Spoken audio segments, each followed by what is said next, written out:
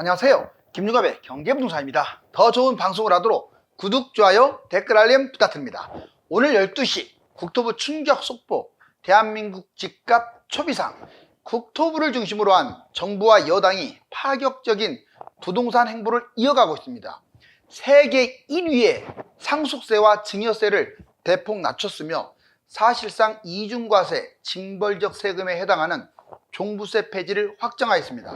또한 심각한 문제점을 보인 공시지각 현실화, 임대차 입법, 재초안, 금투세 폐지를 추진 중입니다. 문제는 국회 통과 여부인데 사실상 공산주의법이라 할 수 있는 징벌적 세금은 전향적으로 해결될 것으로 보입니다.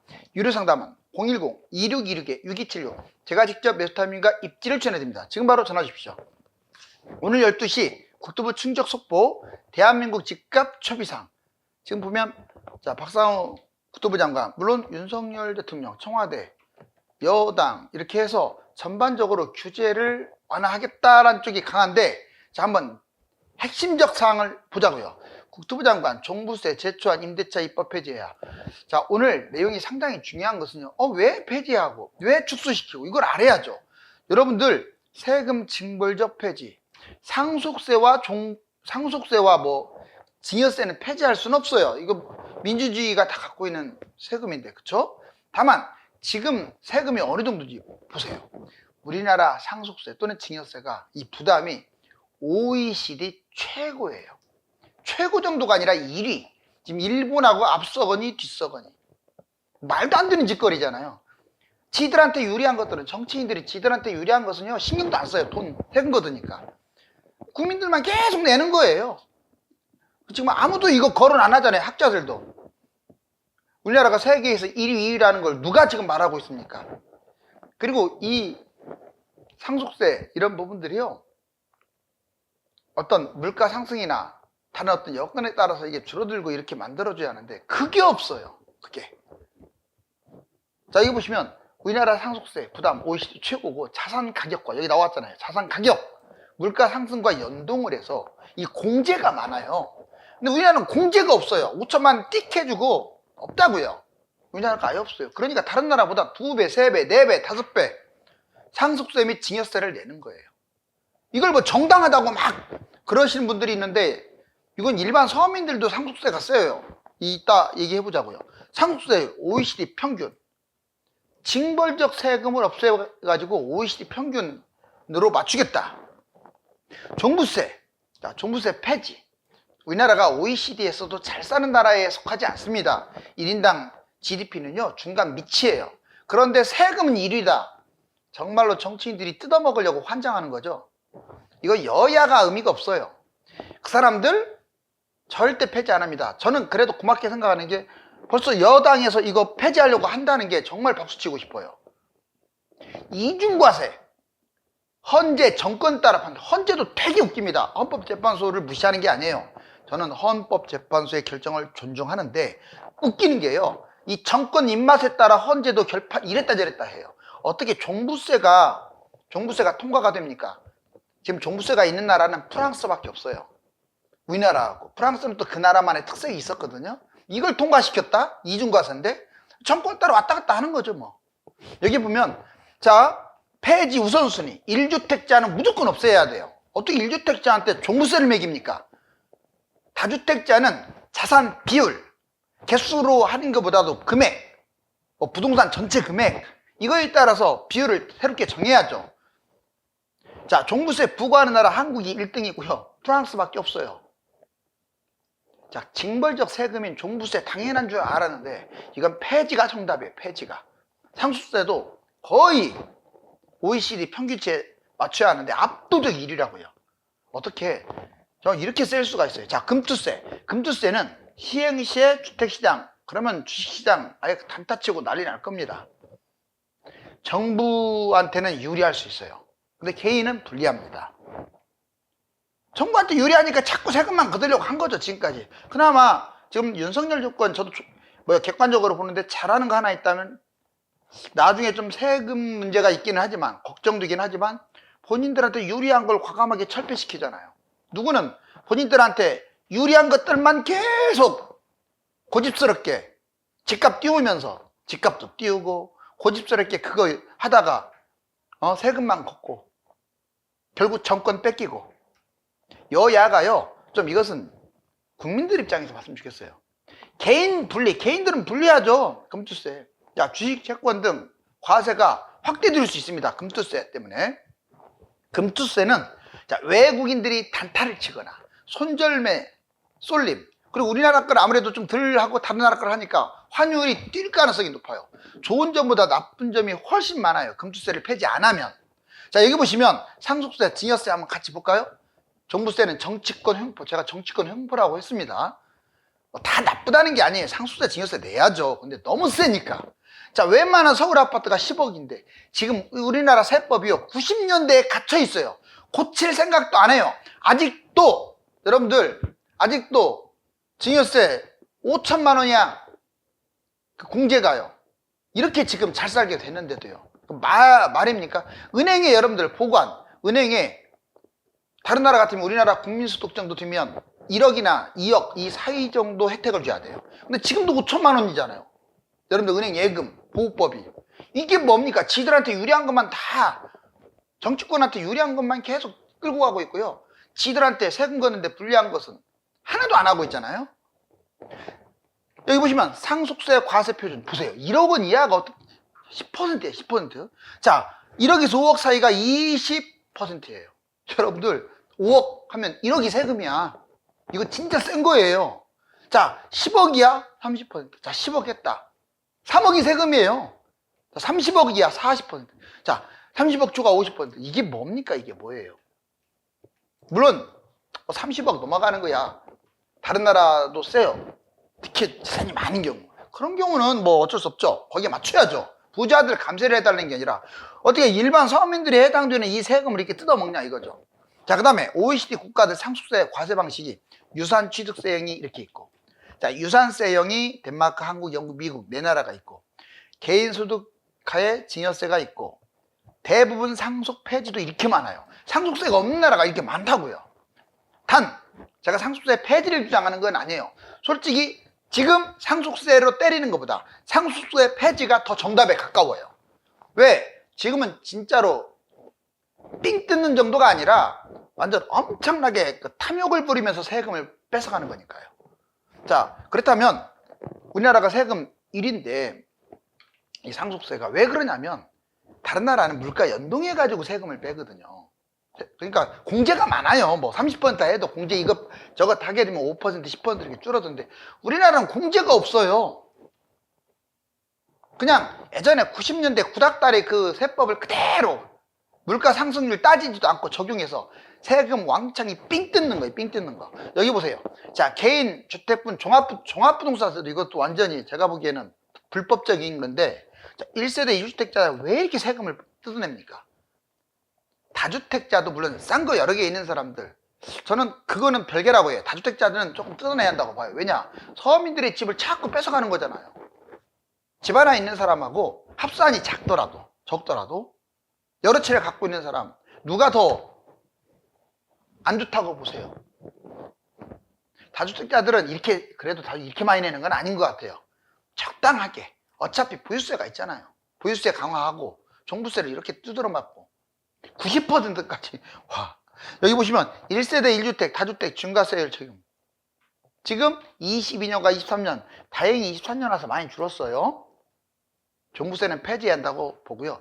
이번에 국토부에서 또 3대 악법을 폐지하겠다라고 했습니다. 자, 3대 악법이 뭐냐? 윤 대통령 징벌적 과세. 이거 여러분들 맨날 나오는 얘기 같지만요, 진짜 공시가 현실화는 없어져야 돼요. 이거 없어지지 않으면요 90%까지 세금을 두드러 때린다는데, 이 발상을 한 정권 자체가 저는 의문스러워요. 제가 중립을 추구한다고 여러 번 얘기했어요. 어떻게 공시가를 90% 때리겠다라고 그럼 머릿속에 그런 생각이 나왔는지. 서울 포함 상위 30% 외에 70% 가격 지금 하락하고 있는데 외지는 별로 공시가가 따라가지를 못해요. 공사비 폭등으로 양극화 손실, 금매나 겨우 매입하는 정도죠. 그 다음 두 번째, 아무튼 임대차 입법. 자, 임대차 입법 원래 3법인데 뭐 이 문제가 되는 게 전월세 상한제하고 계약갱신 청구권 이 두 가지가 문제가 되는 거죠. 이것 때문에 부작용이 전셋값이 막 폭등했다가 전셋값이 폭락했다가 수요 공급이 왜곡됐다가, 물론 다 단점만 있는 건 아닙니다. 근데 단점이 더 많았어요. 억지로 모아온 어떤 법을, 공산주의처럼 어떤 법을 자꾸 만들려고 하면요, 그걸로 인해서 집값 뛰게 되고요, 부작용이 생기는 거예요.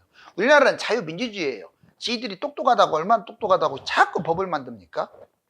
세입자 부담 4년치를 한꺼번에 올려서 받는 경우도 생기고, 시장은 계속 변동성이 있는데 쫓아가지도 못하고. 자, 초과이익 환수제도 마찬가지입니다. 1인당 이익 8천만 원 넘기면 초과이익의 50%를 환수한다. 이거 완전 도둑심보 아니에요? 어떻게 50% 환수. 더군다나 지금은 부동산 양극화, 차별화는 세계적 추세예요. 부자들 때려잡는 건 좋지만, 그걸 때려잡는다고 해서 이렇게까지 말도 안 되는 건 공산주의 그 세법을 적용해가지고 이렇게 뜯어먹고, 공사비, 인건비 증가, 재건축 수익 급락. 여러분들, 공사비라든가 인건비 같은 게나 올라가가지고 서민들이 누군들이 힘든데, 재초안, 임대사 의무적으로 막 쑤셔나갖고, 집 따닥따닥 붙게 만들고. 국토부가 추진하는 정책들이 또 있습니다. 아예 노골적으로 국토부가 뭐라 하냐면, 갭 투자하지 말라. 집값 상승이 어렵다. 국토부 장관 경고하고 있죠. 집값 하락한다. 규제 폐지한다. 전세 금지한다. 자, 추세적 상승의 어려움으로 갭 투자하지 말라는 거죠. 자, 전국 집값 하락, 경제 불투명, 공급 지속하겠다. 자, 일부 지역 올라도 대부분 지역은 정치 하락이다. 근데 이거 저는 이렇게까지 국토부 장관이 이렇게 경고하는 것은 옳지 않다고 봐요. 그러다 올라가면 어떡하려고. 지금 집값이, 서울 집값이 떨어지고 있습니까? 여러분들 한번 보세요. 0.03이었던 게 지금 벌써 0.15예요. 거래량도 이번 달에는 5천, 6천 이 정도 갈 것 같은데, 그 정도면요, 그 정도면 예전에 21년 초에 21년 폭등했잖아요. 그 정도 거래량이고 그 정도의 가격 상승이에요. 거의 3년 만에 최고치로 지금 찍고 있는데, 서울만. 뭐 지금 이런 말을, 물론 그러니까 자꾸 이제 떨어뜨리려고 이렇게 하는 것은 저도 이해를 하는데, 거기에 맞는 정책을 써야지. 자꾸 집값 떨어지니까 잡지 말라요. 자, 규제 폐지, 종부세, 금투세 폐지, 부유세처럼 활용한다. 이건 제가 얘기했고 아까. 이번에는 전세 금지. 이거를 시행하게 되면 집값이 좀 안정화될 텐데 쉽지는 않을 거예요. 원래 전세 자체로 금지, 갭투자 금지 이걸 할 수는 없습니다. 어떻게 갑자기 하겠어요? 이걸 깔아놔야 돼요. 전세 대출을 금지시키고요. 얼마든지 금지시킬 수 있어요, 전세 대출은. 왜? 우리나라만이 가지고 있는 제도니까. 근데 왜 금지 못 시키느냐? 일반 서민들한테 표 뺏길까봐. 다른 나라 없는 제도니까 일정 기간 주고 금지시킬 수 있다고요. 무주택자들한테도. 왜? 이게 집값 상승의 원인이고 갭 투자의 원인이니까. 안 하고 있죠. 자, 에스크로 제도도 한번 시범적으로 운영할 필요가 있고요. 장기 민간임대로 활성화하게 되면 일반 서민들이 월세 안 살아도 더 싸게 전세를 살 수 있다. 자, 이제 집값 이거 별표 한번 칠게요. 전망이 팽팽합니다. 근데 여기에서 똑같은 자료를 가지고 해석이 달라요, 다들. 누구는 올라간다, 누구는 떨어진다. 그럼 네 입장은 뭐냐 자꾸 저한테 물어보시는데, 저는 어떤 상황 전달에 포커스를 둬요. 제가 이랬다 저랬다 하면 막 댓글에 별 이상한 욕설 달고 난리더라고요. 자, 보자고요. 자, 저는 양극화 분명히 했어요. 뛰는 놈은 뛴다. 지금이라도 잡으라 이 말이에요. 자, 뛰는 것들은 저는 계속 뛸 것 같아요. 앞으로도 잡으라고요. 근데 못 가거나 정체하거나 좀 늦게 뛰거나 하락하거나 이런 것들, 양극화니까 얘들은 좀 상황을 봐도 된다, 이 주의입니다. 그러니까 모든 걸 통합을 해서 지금 잡아라, 기다려라. 이건 진짜 무식한 전달 방법이라고요. 자, 보자고요. 자, 오른다 측면, 지금도 오른다. 자, 주요 지표가 급등하고. 그렇죠. 서울 지금 진짜 많이 뛰고 있다고 했어요. 생각보다. 거래량 대폭 늘어나고 있습니다. 이번 달 건 아직 완전히 안 나왔는데 현재는 4천 몇 건으로 나오는데 거의 5,500에서 6천 건 정도 예상을 해요. 심리 지금 10주 이상 상승입니다. 대부분이 떨어진다. 하락. 자, 보세요. 같은 말을 두고도 주요 지표가 급락하고 있다고 표현해요. 왜? 서로 자기들한테 유리한 거. 미분양이 지금 늘어나고 있어요. 주로 지방이 떨어지고 있죠. 자, 매물도 늘어나고 있어요. 경매도 좋지 않아요. 그럼 누구 말이 맞는 거야? 저는 이렇게 봐요. 양극화라고 봐요. 솔직히 강남이나 한강변 이런 데는 계속 치고 갈 것 같아요. 지금이 타이밍이에요. 거기 그런 데는 이제 비싼 곳들, 한마디로 돈이 많이 들어가는 것들, 비싼 곳들은 지금이 타이밍이라고 봅니다. 그거 늦추고 자꾸 풍랑론에 빠져갖고 기다리면 영원히 못 잡을 수 있어요. 분명히 경고했어요. 다만 대부분을 차지하는 일반 서민들, 중산층들의 집들은 상황에 따라 달라집니다.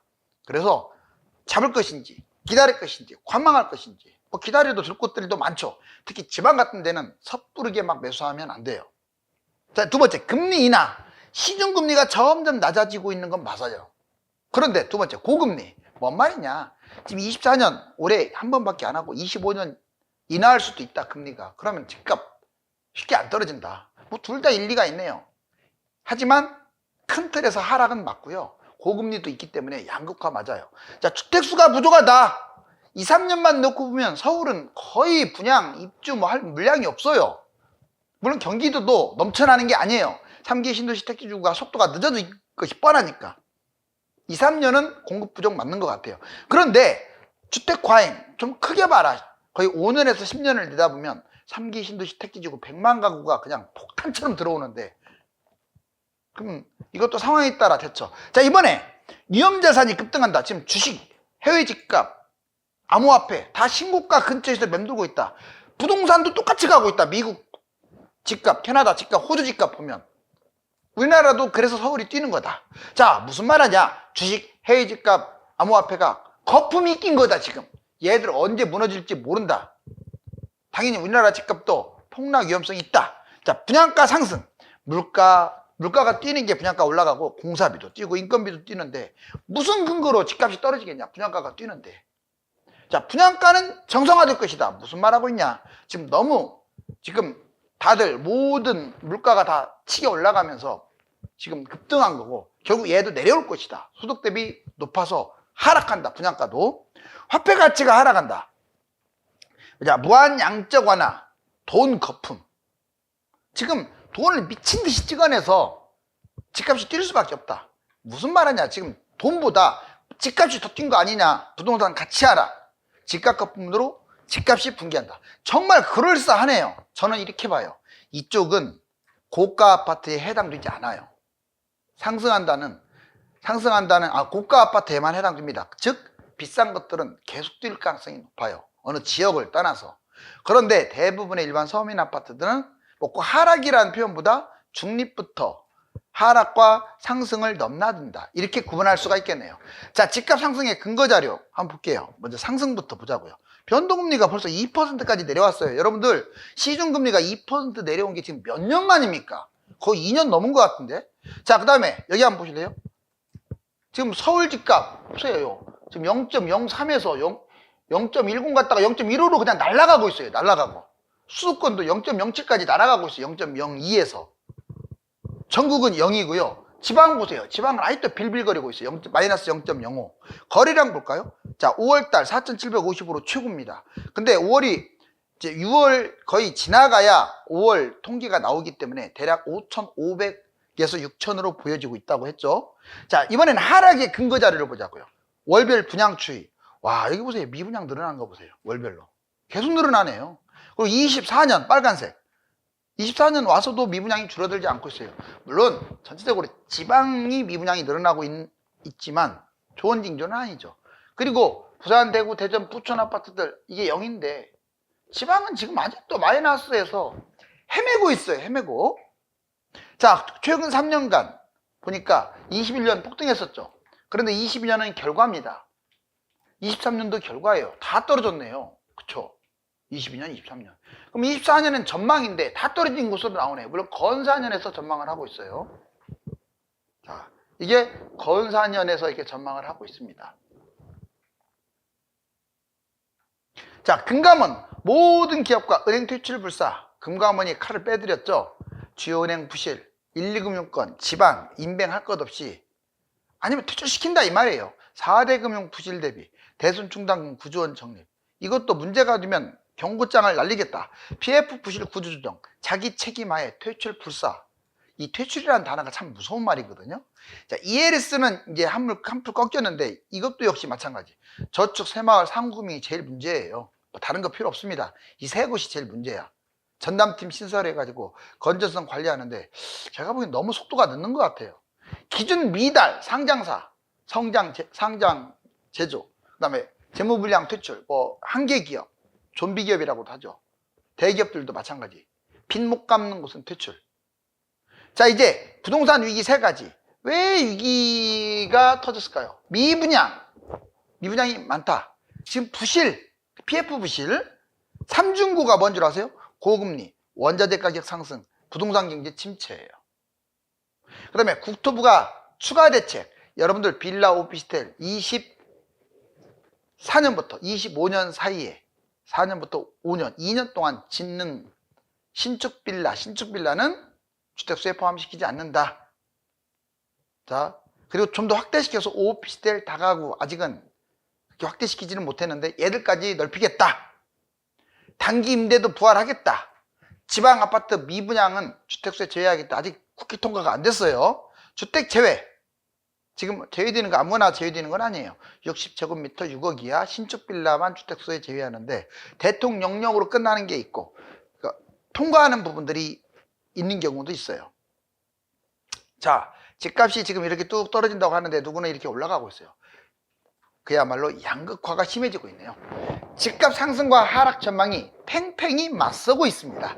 다시 말씀드리지만 단순하게 집값 상승과 하락을 기다리기보다는 양극화의 상승과 하락을 구분해야 합니다. 감사합니다.